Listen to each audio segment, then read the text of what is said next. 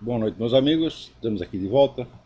Como sempre, começamos invocando a Santíssima Virgem Maria, o Santo Padre Pio de Pietrelcina, para que roguem a Deus que nenhuma injustiça se cometa nesse programa.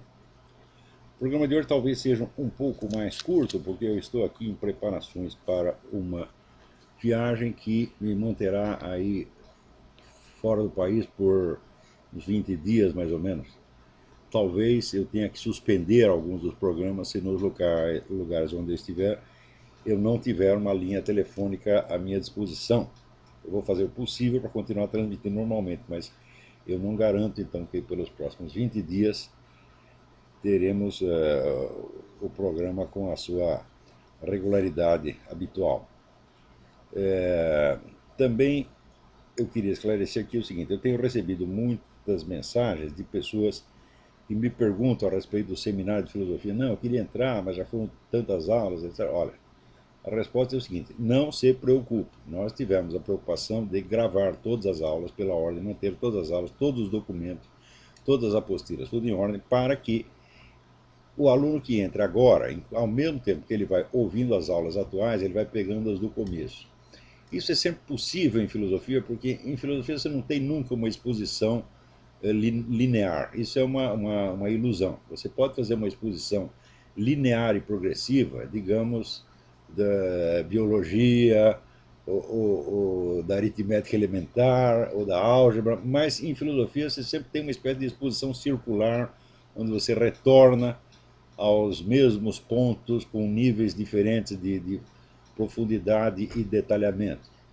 Não pode haver progressão no ensino da filosofia porque não há problemas filosóficos elementares. De certa maneira, todos os problemas filosóficos são elementares na medida em que eles visam justamente os elementos fundamentais do conhecimento, as questões centrais. Então, não há problemas filosóficos simples. Né? Ou todos são elementares, ou todos já são problemas altamente desenvolvidos, e já são as duas coisas ao mesmo tempo. Então, de acompanhar as aulas atuais e retornar às primeiras aulas é uma coisa que se pode fazer sem nenhuma dificuldade especial. Eu sempre tenho a preocupação em cada aula de falar para um público que é muito diferenciado. Quer dizer, tem alunos, pessoas ali me ouvindo que são meus alunos há 10 ou 20 anos. E tem outras pessoas que acabaram de chegar. Eu sei que eu tenho que falar de uma maneira, vamos dizer, que seja acessível a ambos e que interesse a ambos.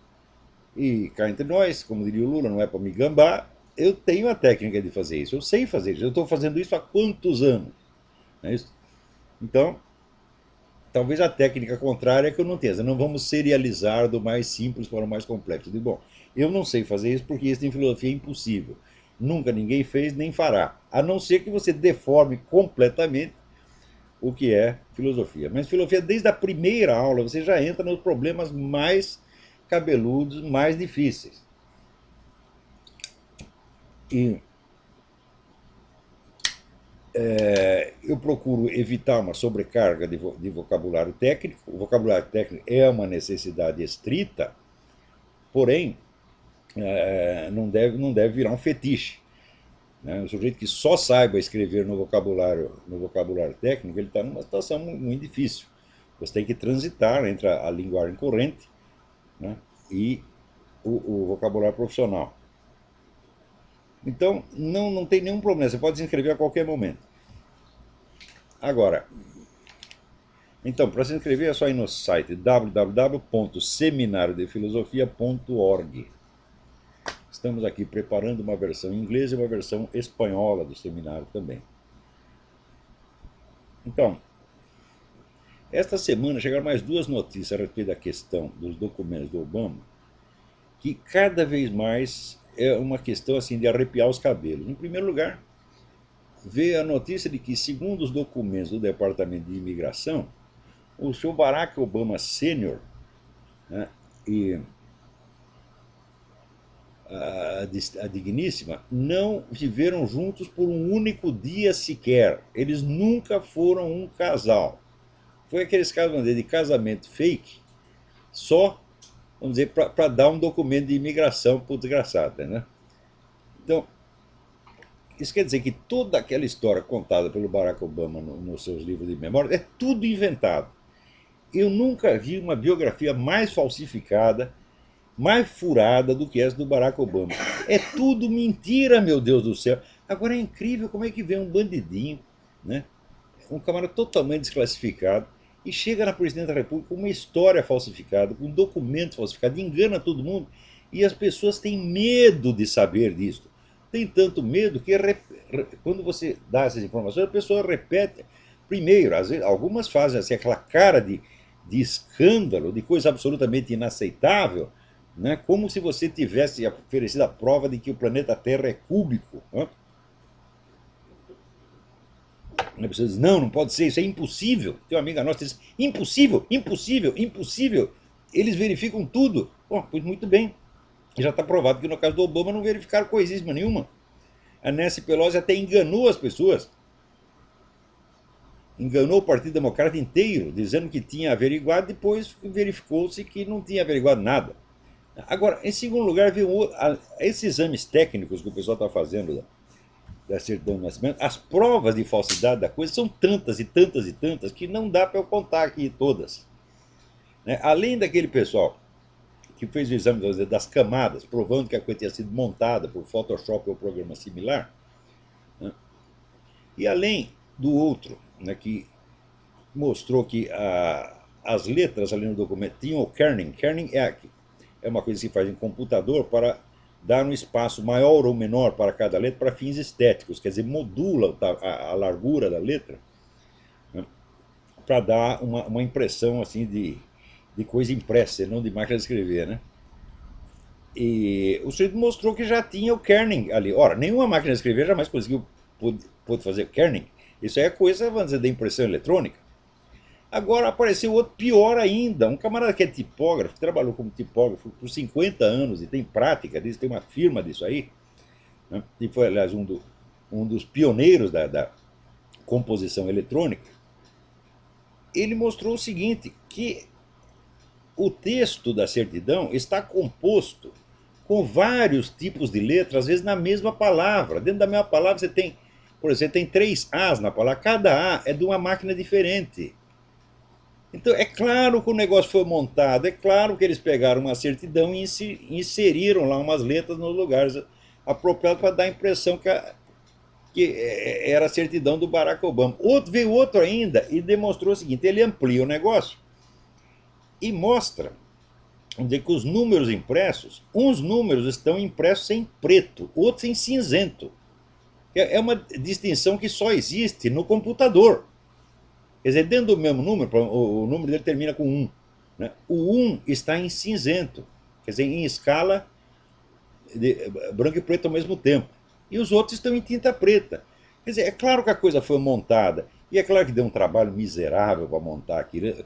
O cara que montou isso deve ter levado uma nota preta, ou uma nota cinzenta, sei lá. Né? Até que pagaram o cara com dinheiro falso. Eu sei o seguinte, matéria de Obama não dá para acreditar mais nada. O cara que, o tipógrafo, ele até decidiu ganhar o dinheirinho em cima, mandou imprimir uma camiseta. Uma camiseta com as amostras de letras. Então tem lá 2 As, um completamente diferente do outro, 2 Es, 2 Ks, 2 Ms, 2 Rs, 2 S, 2 Us. Né? Às vezes, dentro da mesma palavra, você pega a palavra student, o primeiro T, né? Aqui para aqueles que vão ver no YouTube, aqui a camisetinha aqui, ó. Então é um negócio absolutamente escandaloso.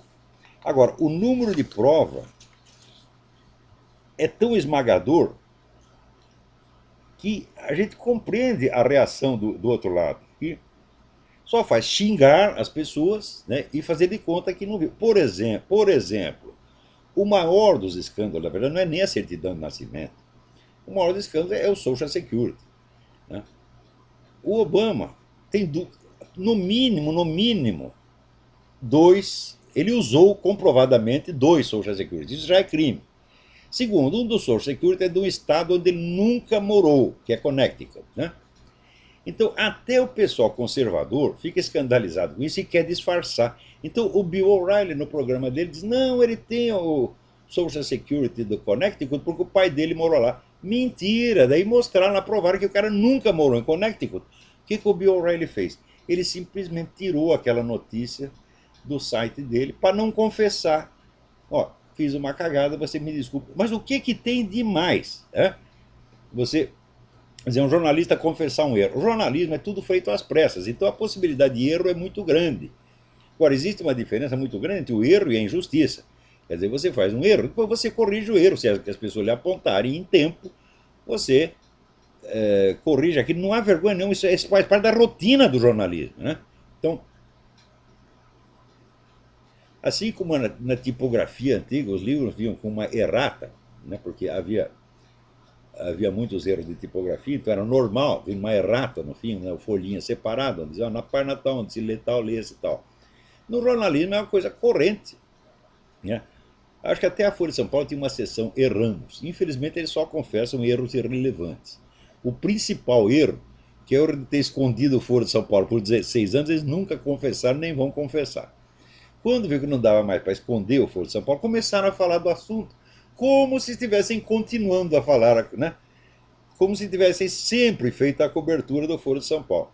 Agora, tem uma coisa que a maior parte dos jornalistas não entendeu ainda. O pessoal, mesmo quem agora está fazendo alguma cobertura do Foro de São Paulo, não entende o essencial. O essencial. Eles vão lá na Assembleia, assistem à Assembleia e acham que conhecem o Foro de São Paulo. Ora, meu Deus do céu! O próprio Lula confessou em discurso oficial, no discurso que ele fez do 15º aniversário do Foro de São Paulo, que o principal no Foro de São Paulo era a oportunidade para os encontros discretos, onde nós tratávamos de certos assuntos de tal maneira que ninguém soubesse do que estávamos falando. Então, o que interessa no Foro de São Paulo é, sobretudo, os bastidores. Claro que a Assembleia interessa também, porque aquilo que está consagrado em documento oficial não dá para esconder. Por exemplo, solidariedade às Farc. Quando eu digo que o PT é solidário com as Farc, isso não é uma interpretação que eu estou fazendo, não é uma adivinhação da minha parte. Não, é um documento que está lá assinado pela unanimidade dos membros do Foro de São Paulo, numa assembleia presidida pelo seu Luiz Inácio Lula da Silva. Então é oficial. Então está lá, solidariedade integral. Não é condicional, é integral, não é parcial. Então quer dizer que se as Farc matar 30 mil pessoas, como matar, o seu Lula e a porra do seu partido estão integralmente solidários com isso. Né? Mas, ainda que a Assembleia e seus documentos oficiais tenham a sua importância, sem dúvida, sobretudo como provas, o essencial é sondar esses contatos discretos que houve.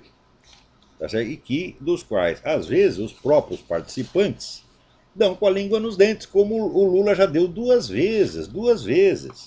Né? Então, se você conhece as atas das assembleias e algo desses contatos discretos, e, pior ainda, se você acompanha os livros e artigos publicados pelos mentores do Foro de São Paulo, pelos intelectuais do Foro de São Paulo, então você pode, com razoável margem de probabilidade, prever o que eles vão fazer. Não é prever porque você vai tirar uma conjectura, não, é porque o plano está ali anunciado, nós vamos fazer isso, mais isso, mais isso, mais isso. Se eles anunciam o plano, pelo menos não publicamente, mas uns para os outros, então quer dizer, se eles só não vão realizar aquele plano se não conseguirem, isso é, se faltar os instrumentos, mas normalmente é de se prever que eles vão fazer aquilo que anunciaram fazer. Então, é o seguinte, o objetivo do Foro de São Paulo é transformar o continente latino-americano inteiro numa união de repúblicas socialistas. É montar na América Latina o que foi desmantelado na Rússia e países satélites. É declaradamente isso. Então, eles vão fazer isso. E esta, vamos dizer, esta integração econômica, administrativa, etc., etc., tudo são passos para isto. Então, por exemplo, agora na eleição do Peru, né? Vem este cretino desse Mário Vargas Llosa, tá certo? Dizer que a vitória do Ollanta é uma vitória da democracia, porque o outro lado, a Keiko Fujimori, representa o Fujimorismo, o qual é fascismo. Eu digo, é só uma besta quadrada acha que o Fujimorismo é mais perigoso para a democracia do que o Foro de São Paulo, porra. Fujimorismo é um negócio micro, só existe dentro do Peru, um movimento local. e se cometeu crimes de violência, não, vamos dizer, não, nem se compara, mas nem de longe, aos crimes cometidos pelas Farc, pelo Fidel Castro e por toda essa gente. É uma questão de números. Né? E, em segundo lugar, o Fujimori não era tão poderoso assim, tanto não era poderoso que ele foi derrubado, né, e terminou na cadeia, porra. Agora, me mostra um governante do Foro de São Paulo que foi derrubado e foi parar na cadeia. Não aconteceu para nenhum e não vai acontecer, porque o Foro de São Paulo tem poder e tem conexões internacionais que o Fujimori jamais teve. Né? Por exemplo, estudem, né, a questão da máfia russa e vocês verão que a máfia russa hoje é a dona das Farc e, portanto, é dona do Foro de São Paulo, porra. Isso quer dizer, vocês estão lidando com a KGB. A KGB é a maior organização de qualquer tipo que já existiu e que se tornou mais poderosa ainda depois do fim do comunismo, porque eles mudaram o regime. A mudança de regime foi porque o sistema comunista tinha se tornado economicamente inviável. Tá certo? Então, eles achavam que, em vez de você continuar, a Rússia continuar fechada no comunismo, precisava abrir uma porta para você poder expandir as atividades da KGB para o mundo. Quem inventou isso? Não foi inventado ontem. Quem inventou isso foi o Laurent Beria, que foi o chefe do serviço secreto de Stalin. Isso aí já nos anos 40, ele já achava, não, nós temos que parar com esse, cortar esse isolamento, nós temos que derrubar os muros e abrir correntes de diálogo com o Ocidente, de modo que nós possamos atuar maciçamente no Ocidente. O que foi, vamos dizer, a famosa perestroika? Foi isso. Você foi dissolver os muros, né, que separavam o regime do Ocidente, e daí, né, fingindo amizade, você colocar todos esses agentes da KGB no Ocidente como empresários, quer dizer, com uma quantidade de dinheiro astronômica, tá certo? E numa simbiose você tem os empresários, a máfia e a KGB, são todos a mesma coisa. E a KGB está no controle. Isso aí está documentado em tantos livros, mas tantos livros, mas tantos livros, que assim, a gente tem, já recomendo um, tá? Tem Embarras de Choix, né? Você tem um livro do Vladimir Bukovsky que se chama União Europeia, uma nova União Soviética, né? Você tem esse livro. Você tem o. Aqui, tem mais um. Vou mostrar para vocês aqui. Olha aqui. Hélène Blanc, KGB Connection. Hein? Na verdade, é escrito em francês. KGB Connexion. Le Système Poutine. Quer dizer, é a KGB agora, não é a KGB do tempo de Stalin, do tempo do Brezhnev. Né? Você tem os livros da grande historiadora do Império Soviético, que é Hélène Carrère d'Ancos. Ela escreveu vários livros sobre isso. Né? Tem mais um aqui, vou mostrar para vocês. Aqui, outro livro. Renata Lesnick, outra grande estudiosa. L'Empire de toutes les mafias. O império de todas as máfias. Quer dizer, é a KGB como está atuando agora através dos seus agentes laranjas, dos seus empresários e da máfia, aqui no Ocidente. Tá certo? É uma coisa absolutamente incontrolável. Leiam também o livro da Claire Sterling, a repórter do Reader's Digest, né, que chama Thieves' World, o mundo dos ladrões. E daí vocês vão começar a entender como é que o mundo funciona hoje. E vocês vão entender que as Farc não são nada mais do que um pseudópodo da KGB, meu Deus do céu. Agora, tem algum jornal que investiga isso, que quer saber? Não, o jornal quer saber. É assim, é se a filha da Sarah Palin deu para não sei quem, se o Schwarzenegger comeu a empregada. É disto. Veja, os jornais, a mídia se tornou uma feira de frivolidades. Quer dizer, num mundo em crise, num mundo repleto de guerra, de violência, de banditismo, criminalidade, tudo quanto é, eles ficam tratando dessas frescuras, meu Deus do céu. Quer dizer, é como o título do livro do Gilberto Amado, A Dança à Beira do Abismo. Né? Estão lá à beira do abismo dançando. Então tem um outro livro que chama O Hotel do Apocalipse. Tem um hotel 5 estrelas, está todo mundo dançando em cima de um vulcão. É isso que está acontecendo. Quer dizer, esse pessoal jornalístico é de uma frivolidade, de uma futilidade criminosa. Né? Então, eu novamente apelo a todos os meus ouvintes, leitores e alunos: não comprem os jornais brasileiros, não comprem Folha de São Paulo, não comprem Estadão, não deem um puto de um tostão para essa gente, porra.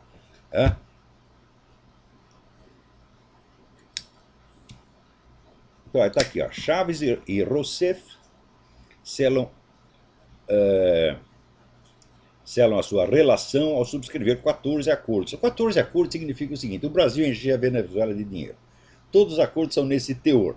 O Brasil vai financiar isso, o Brasil vai dar suporte àquilo, papapá, patati, patatá. Ou seja, vocês estão trabalhando para sustentar o filho da puta do Hugo Chávez no poder, né? Agora, aqui eu recebo uma carta indignada. Eu não sei se eu vou dar o nome do remetente, eu não quero comprometê-lo, né? É um sujeito muito amável e ele diz que eu leio suas sábias palavras há anos, que são fonte infindável de lucidez e desação. Mas de vez em quando ele diz que discorda de alguma coisa. Ele diz que no artigo Má Conselheira, você afirma que jamais elevou a voz para condenar uma conduta privada por abominável que lhe parecesse, e que não aponta o dedo para acusar. Quando diz, no entanto, o homossexualismo é um pecado da carne, não consigo visualizar um ângulo sem o qual essa afirmação soa exatamente como condenação de uma conduta privada. Olha, eu ia dizer o nome dele, não vou dizer. Olha aqui, meu amigo, é o seguinte: você lê o meu artigo direitinho, porque eu disse o seguinte: quando você fala de pecados privados, você tem que fazê-lo genericamente, sem indicar pessoas. E é exatamente o que eu estou fazendo. Hã? Então, por exemplo, se eu disser o adultério é um pecado, o homossexualismo é um pecado, tá certo? Você bater na sua mulher é um pecado, tá certo? E eu não estou condenando, não estou apontando o dedo para ninguém, eu só estou dizendo não façam, né? Então você está, vamos dizer, está confundindo a menção genérica a um pecado com o gesto de apontar o dedo para o pecador. Não estou apontando ninguém, não é isso? Agora, como o homossexualismo é um pecado, não sou eu que estou dizendo, né? Isso aí a igreja diz isso há mais de 2000 anos. Então, se eu dissesse que não é o pecado, então eu estou inaugurando uma nova teologia. Eu não pretendo fazer isso. Então eu estou simplesmente repetindo o ensinamento da igreja. Ensinamento que é genérico e que vem junto com a recomendação de você não expor ninguém à vergonha pública por causa de pecados privados. Agora, mais adiante, ele diz uma coisa. Ele diz, olha, eu quando era criança, né, eu sempre fui assim, não foi uma escolha minha, né? Eu quando era criança, os meninos iam brincar, jogar bola, mas eu prefiro brincar com as meninas. Tá certo? E eu me sentia diferente. Então, olha, aí tem o seguinte: diferente todo mundo se sente. Eu me lembro, por exemplo, quando eu era pequeno, meus pais brigaram e se separaram, e eu fiquei, vamos dizer, eu me sentia totalmente um peixe fora d'água, porque todo mundo tinha pai e mãe, eu só tinha mãe, tá certo? E meu pai não tinha morrido, tá certo? Então era uma situação constrangedora, não é isso? Também me sentia diferente dos outros porque eu tinha ficado doente até os 7 anos e quando emergi para a vida, eu era um bebê, eu era idiota completo e consciente de ser um idiota, tá entendendo? Então todo mundo sabia tudo, todo mundo entendia tudo e eu nunca estava entendendo nada. Então eu me considerava assim um sub-homem, tá certo? Um projeto de antropóide. Então eu me sentia diferente de todo mundo. Todo mundo se sente diferente por alguma coisa. Um porque é gordo, outro porque é magro, outro porque é doente, outro porque é careca. Então, veja, você está expressando o seu sentimento com palavras que não servem para ele. Não é que você se sentia diferente dos outros, você se sentia diferente de você mesmo. Na hora que você disse, eu sendo um menino, preferia me identificar com as meninas, isso não é uma diferença que te separa dos outros, é uma diferença que separa de você mesmo. É a diferença entre a forma anatômica e a fisiologia do seu corpo, por um lado, e o papel social que você desejaria adotar de outro. É esse o contraste, é essa a sua diferença. Tá certo? E essa diferença não depende de ninguém te discriminar, de ninguém te olhar feio, por menos que olhe feio, né? Por exemplo, eu tinha um sobrinho que era assim também, né? Ele era meio menininha desde o início. Eu, pelo menos enquanto eu estava presente, eu nunca permiti que ninguém humilhasse o menino por causa disso. Nem por isso ele deixava de se achar esquisito, porra. Porque é um problema não dele com os outros, mas dele com ele mesmo. Então, por que você não tem a humildade de dizer o seguinte: olha, eu tenho algum problema. Por que não pode? Olha, eu, Olavo de Carvalho, Eu estou cheio de problemas. Hã? Eu mesmo, então, ontem mesmo, não, faz 2 dias eu estava conversando com a minha mulher. Eu disse, olha, eu por causa daquela minha coisa de infância, né, é, eu me considerei um sujeito totalmente anormal, né, até o dia que eu decidi parar com essa frescura.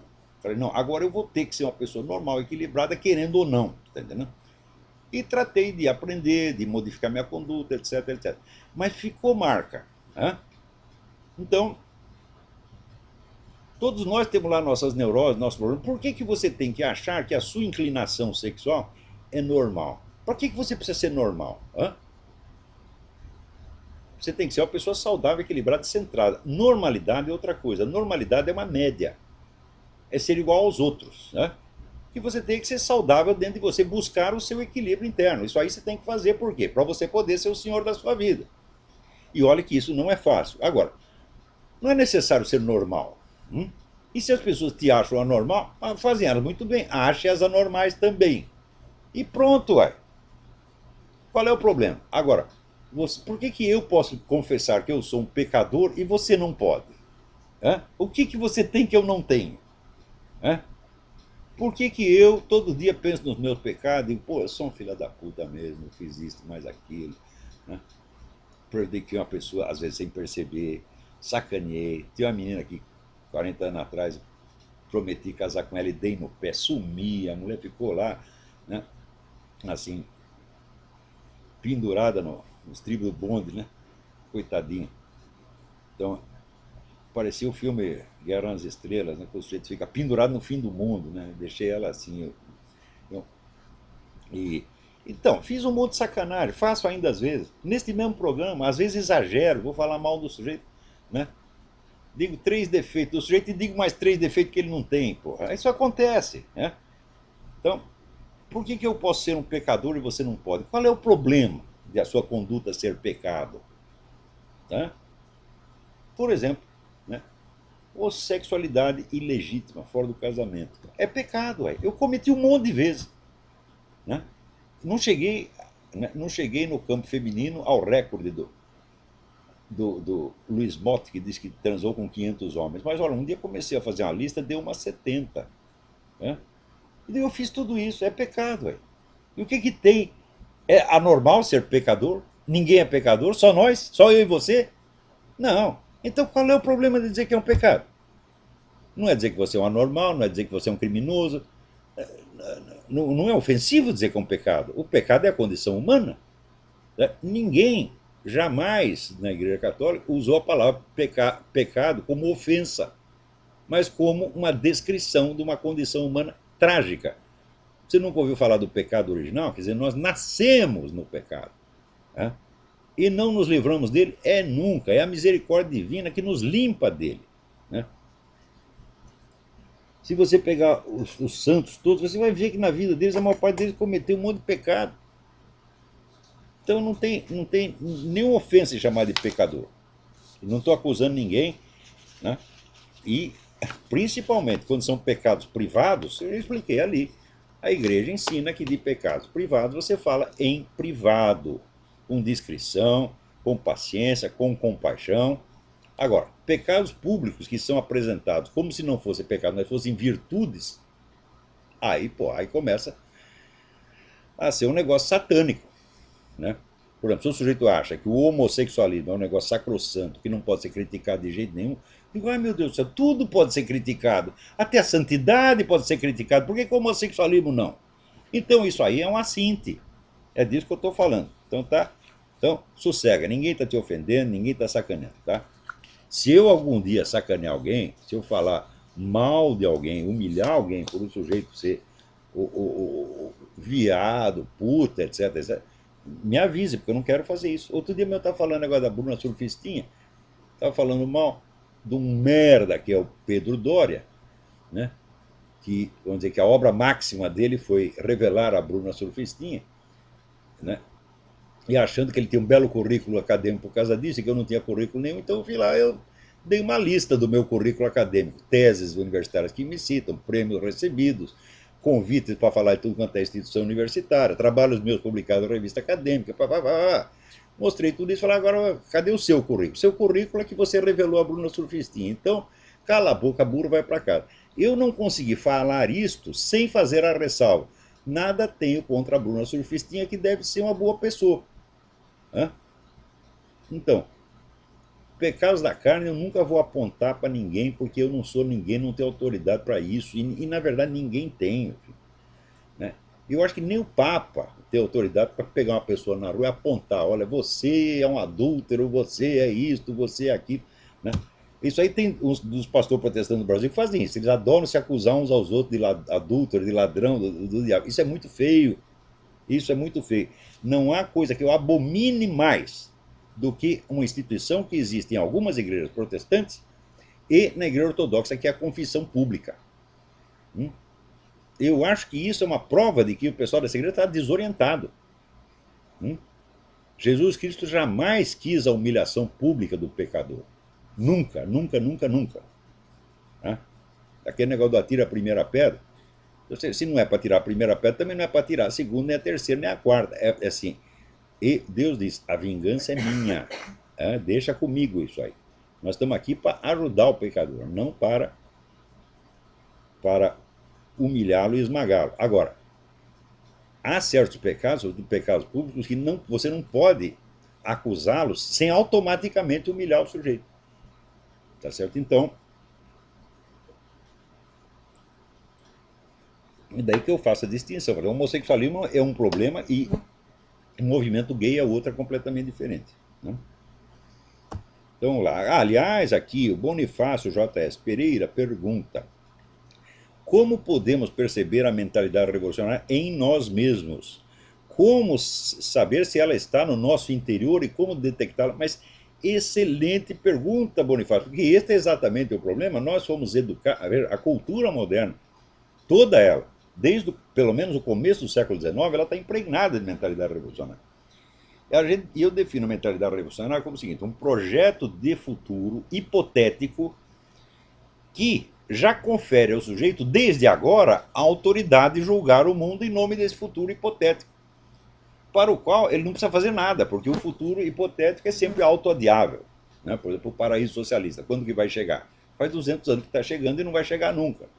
Né? Ou então outro, que nem o Lula, já diz: nós não sabemos o tipo de socialismo que queremos. Então você vem, você quer que eu assine um cheque em branco para você fazer uma porra do socialismo que nem você me diz como é? Como é que eu posso apostar no seu projeto se continua sendo um projeto secreto? Quer dizer, a mentalidade revolucionária é essencialmente esta coisa de tomar uma hipótese futura como juiz do presente e do passado. E, portanto, você já se arrogar, né, a autoridade de falar em nome de um futuro que você não precisa realizar. Quer dizer, a mentalidade revolucionária é uma empulhação. Ora, sempre que nós raciocinamos com base nessa ideia, por exemplo, uma sociedade justa, tá certo? Nós estamos fazendo isso. Nós não sabemos o que é uma sociedade justa, nunca existiu nenhuma. É uma mera hipótese, e a hipótese não pode servir de base para você julgar a realidade, meu filho. Você pode julgar, por exemplo, vamos supor que você faça aqui um concurso de cachorros. Hã? Como é que você julga o cachorro? Como é que você diz: esse aqui é o melhor, esse é o primeiro lugar, segundo lugar, terceiro lugar? É em função de um cachorro hipotético futuro que você pretende criar? Não, meu filho. É em função dos cachorros que já foram premiados no passado. Não é assim? Então, um torneio de futebol, como é que você classifica? O primeiro, o segundo, o terceiro? É em função de vitórias imaginárias futuras? Não, é em função das vitórias anteriores. Então, só o conhecimento do presente e do passado é base de julgamento. Então, quando nós julgamos com base em hipóteses futuras, nós estamos impregnados da mentalidade revolucionária. E é isso que, sinceramente, isso tem que ser erradicado do mundo. Eu não sei como deve ser o mundo futuro. Eu não tenho nenhum projeto de futuro. Né? Eu acho que os problemas devem ser atacados um a um. Tá certo? Então, a mentalidade revolucionária não é inerente ao ser humano. Ela apareceu numa certa data da história e ela vai desaparecer mais dia menos dia. Tá certo? Então, a nossa função é fazer com que ela desapareça o mais breve possível. Ou seja, que parem de surgir reformadores do mundo que, em nome de seus futuros hipotéticos, julguem o presente e o passado. Porque isso aí é doença mental. Isso aí é o que o psiquiatra Paulo Serrier chamava delírio de interpretação. Né?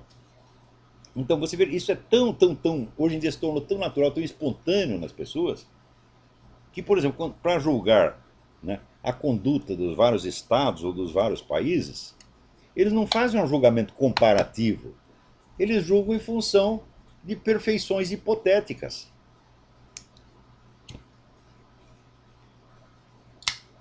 Né? Então, vamos lá. Aqui o pessoal, vamos dizer, lá do padre Paulo Ricardo, pede para que eu divulgue o evento Consagra-te, que é sobre a consagração total à Virgem Maria pelo método de São Luís Maria Grignon de Montfort, que é um grande santo da Igreja Católica, e sugerir a divulgação do programa. Está aqui divulgado. Para obter mais informações e para entrar, vamos dizer, no, no evento que será realizado no dia 26 de junho na paróquia de Cristo Rei, em Vargem Grande, Mato Grosso do Sul? Não, Mato Grosso. Você pode escrever para o e-mail consagrate@hotmail.com ou pelo telefone 065 3685 2097. Então, olha, nós temos. Olha aqui, vejam que coisa. Tem um sujeito que fez as contas aqui e diz que a União Europeia está gastando 20 milhões de libras, que dá uns 40 milhões de dólares por ano, promovendo causas esquerdistas nos Estados Unidos. Ou seja, a União Europeia é evidentemente inimiga dos Estados Unidos. Você está promovendo dentro dos Estados Unidos movimentos anti-americanos. Isso é coisa de amigo. Agora, oficialmente, a União Europeia é aliada. Assim como a Rússia é aliada. Quer dizer, a Rússia fica distribuindo arma e dinheiro para tudo quanto é movimento anti-americano no mundo. Mas oficialmente é amiga. Você vê como a diplomacia, o mundo diplomático inteiro, sobretudo hoje em dia, é constituído só de mentirinhas que todo mundo sabe que é mentira, que ninguém acredita, mas que todo mundo repete da boca para fora. Né? Agora, também falando de julgamento, dois pesos, duas medidas, né? Ver aqui, quando contaram para o Jacques Lang, o ex-ministro da Cultura da França, esse caso do Strauss-Kahn, que atacou lá a camareira no hotel, ele disse: ah, afinal não morreu ninguém. Quer dizer, pode atacar as camareiras, pode atacar a secretária, porra, pode estuprar, né? E ainda, olha, lembra quando o Maluf falou a famosa frase estupra, mas não mata, onde ele não estava recomendando estupro, né? Ele estava apenas dizendo uma coisa óbvia, que o crime de estupro está abaixo, na gradação dos crimes, está abaixo do crime de homicídio. Todo mundo caiu de pau. Agora o Jacques Lang fala, afinal não morreu ninguém, quer dizer, não é grave, e ninguém o critica por causa disso. É incrível, né? Agora, o que eu acho que foi muito bom foi quando aqui o candidato presidencial republicano, pré-candidato, Herman Cain, né, que é um negão autêntico, não é um negão falsificado como Barack Obama, disse aqui: o Obama não tem a capacidade para ser gerente de uma pizzaria. Mas isso é a coisa mais verdadeira do mundo. Né? O Obama aqui, a tropa de choque do Obama vendeu a imagem que o Obama é intelectual, um homem inteligentíssimo. Até outro dia tem aquela que diz: não, o Obama ele fala errado, ele gagueja, ele para, ele se desorienta no meio do discurso porque a inteligência dele é mais veloz do que a palavra humana. Chegaram a esse absurdo. Bom, acontece que o Jack Cashill, que é um repórter que está há anos atrás dos escritos do Barack Obama, foi o sujeito que descobriu que os livros dele foram escritos não por ele, mas por William Ayers, que esse sim é um escritor, conseguiu desencavar 4 trabalhos universitários do Obama, que eram, meu filho, dignos, né? Não digo nem do Emir Sader, eu digo do Lula. Você tinha um erro de gramática por linha, um negócio assim pueril. Você fala, claro que o autor desses escritos não pode ter escrito, produzido, né, o livro Sonhos de Meu Pai, né, que é um livro muitíssimo bem escrito, né? Mentiroso, mas muitíssimo bem escrito. Então, olha, peraí, tem alguém na linha, vamos atender. Alô? Alô, lá? Sim, quem é? É Alexandre Caldeiro. Alexandre, tudo bem? Sim, olá. Tudo bem. Viu? Eu estava fuçando esses dias na internet, com esse papo aqui na Copa do Mundo do Brasil, né, dessa festa, dessa vergonha, né? Aí eu estava vendo também que as próximas Copas vão ser na Rússia, em 2018, depois no Catar, e a FIFA, num link que eu achei aí, está recomendando a Colômbia. Então, o que nós temos? 2014, a Copa do PT, né? 2018, a Copa aí, né, da KGB, né? E está sendo recomendado a Copa da Colômbia. Aí na mesma semana aí o Fernando Henrique, né, dando o total apoio para a legalização das drogas e difícil, viu, Lalo? Difícil é encarar tudo, quieto. Quer dizer, quieto não, né? Mas tem força, né? Eu tô dizendo para você, estou dizendo faz anos isso aí. Olha, esse negócio de neocomunismo é uma coisa seríssima, não é brincadeira. Tá certo? O pessoal vai. Quando todo mundo pensa que o comunismo morreu, como não, o comunismo se fez de morto para assaltar o coveiro e já assaltou, você está entendendo? Como o Anatoly Golitsyn já anunciou isso nos anos 80, disse que ia acontecer isso, e ele disse não por uma interpretação dele, ele disse por ter ouvido as discussões dos planos dentro do governo soviético, né? E não, o pessoal não quer levar a sério, prefere viver do wishful thinking, da história da carochinha. Essa coisa é muitíssimo sério. Quer dizer, o mundo está caminhando para um estado ditatorial global. Isso não é brincadeira.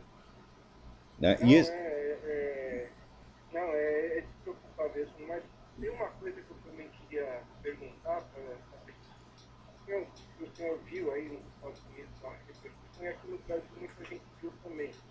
E é um alento também, né, para uma resposta, né, de quem quer as coisas certas contra esse povo, né? A cidade de Grand Rapids, aí nos Estados Unidos, no estado de Michigan, eles fizeram um clipe, um take só, com participação de 5 mil pessoas, da própria cidade, né, em resposta a Newsweek, né, que declarou que é uma das cidades moribundas, né, nos Estados Unidos. Ou seja, só porque eles não têm, né, crime, sei lá, droga, problema, é uma cidade moribunda. E é um vídeo muito bonito, porque mostra assim, todos os cidadãos cantando, né, a música American Pie, né, um clássico, e mostrando, sabe, entra o bombeiro, aí vem o carro, o caminhão de bombeiro, polícia, aí já entra a orquestra, né, de adolescentes, sabe, a cidade dando uma resposta a Newsweek. olha, as reservas de sanidade que existem dentro dos Estados Unidos são muito impressionantes, muito impressionantes.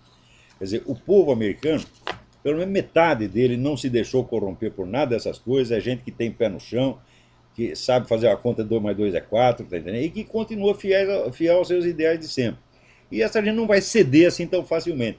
Assim como na própria Rússia. Né? Então você tem no interior da Rússia, o dia mesmo recebi uma carta muito gentil do padre Máximo, padre italiano.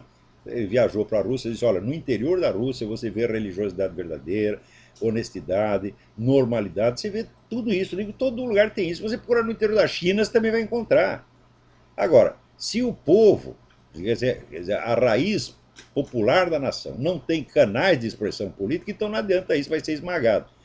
E que eu saiba, o único país onde o povão ainda tem canais de expressão política é os Estados Unidos. No resto não tem, não. Na Rússia, por exemplo, não tem. Na Rússia, é aquela turminha do Putin, que é a turma da KGB, já toma conta de tudo há muitos anos e tratou de fazer que por baixo de todas as modificações, né, da sociedade soviética, o poder deles não só permanecesse, como aumentasse. E aí no Brasil, então, nem se fala. Né? Existe algum partido político que ouse dizer: olha, aqui nós defendemos a moral cristã tradicional, a economia de mercado, a educação clássica, os princípios do conservadorismo? Não tem um partido que faça isso. E esse pessoal do DEM, que era o partido que tinha obrigação de fazer, ainda está se suicidando, querendo virar organização de centro-esquerda. Né? Não, e por incrível que falou isso mesmo, Olavo. A única pessoa política que eu vi falando alguma coisa disso foi o Clodovil, né? Ou seja, é um problema, sabe, é desolante ver tal estado. Eu vou liberar a Raul aí, Olavo, para vocês vão conversar, para não atrapalhar o programa, né? E continue mesmo o seu trabalho, o resto tempo para os senhores sair, o João continuar sempre, que mais e mais pessoas ouçam o senhor e prestem atenção, né, nas notícias e juntem, né, o quebra-cabeça fazendo coisa fácil. Muito obrigado pela sua colaboração e pelas suas palavras gentis. Eu que agradeço o seu trabalho, Renato. Muito obrigado. Eu vou liberar aí a linha para o pessoal conversar. Obrigado. Obrigadão. Agora você vê que nem tudo está perdido. Aqui no Texas, né, uma formanda do ginásio, high school, Angela Hildenbrandt, né, os camaradas, ela foi incumbida de fazer o discurso de formatura e disseram para ela que ela não podia falar de Jesus e não podia fazer uma prece. Sabe o que ela fez? Ela disse: eu vou fazer de qualquer maneira, pode me prender. Eu não acompanhei depois para saber o que aconteceu com ela, mas ela disse: olha, eu vou rezar ali e não quero nem saber, vocês vão tudo a merda. Né? É assim que tem que fazer, pô. Desobediência civil. Olha, eu faço a coisa, você quer me mandar para cadeia? Vou para cadeia, depois saio e continuo fazendo a mesma coisa, pô. Olha, tem pessoas, tem militantes no mundo que foram presos 30, 40, 50 vezes. Né? E este país aqui só existe porque os chamados pais fundadores, eles se comprometeram a defender a liberdade, usando para isso, vamos dizer, apostando nisso sua vida, sua honra e suas propriedades. Agora no Brasil o pessoal não quer perder um tostãozinho. Né? Se eu digo, por exemplo, olha, contribuam para o site da Graça Salgueiro, Nota Latina, que a mulher está há anos fazendo serviço, dando as notícias para vocês com 3, 4, 10 anos de antecedência. Né? Daí o pessoal fica contando os tostãozinhos. Vê se aparece algum bilionário, mas não, eu vou bancar aqui o trabalho da Graça Salgueiro. Ninguém banca. Né? Então, assim, esse é um país de gente mesquinha. A brasileira é filha da puta mesmo. Eu já cheguei a essa conclusão. Eu já estou velho. Olha, já fui. Já amei esse país loucamente. Mas o país que eu amava morreu. Agora substituíram por esta merda. Você tá entendendo? Então, olha, é só isso. Então, por hoje vamos encerrar por aqui. Muito obrigado a todos e até a semana que vem, se eu conseguir transmitir o programa do exterior, que eu vou fazer o possível. Vocês serão avisados através do site do Blog Talk Radio. Muito obrigado a todos. Até a semana que vem.